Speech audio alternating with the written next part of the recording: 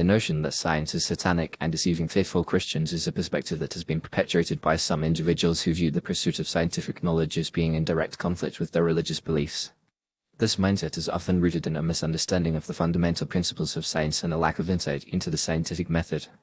Science, by its very nature, is an evidence-based discipline that seeks to understand the world around us through observation, experimentation, and the formulation of theories and laws that explain natural phenomena. One of the primary reasons science is misconstrued as being satanic is due to its focus on empirical evidence and rational inquiry, which can sometimes lead to conclusions that challenge traditional religious narratives. For instance, the theory of evolution, which is a cornerstone of modern biology, explains how species adapt and change over time through a process of natural selection.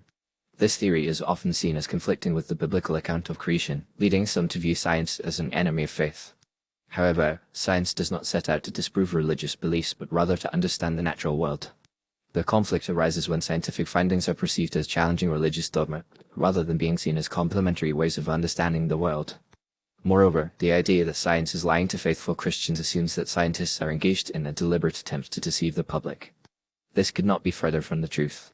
Scientists are driven by a quest for knowledge and understanding, and their work is subject to rigorous peer review and scrutiny.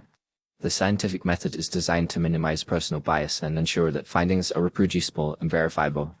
The notion of a vast conspiracy among scientists to deceive the public is not only unfounded but also impractical, given the global and collaborative nature of scientific research.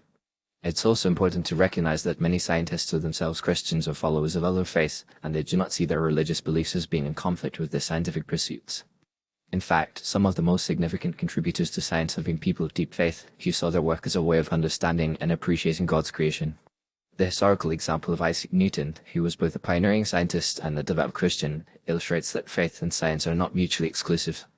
Newton's work on the laws of motion and universal gravitation was motivated by his desire to understand the workings of God's universe.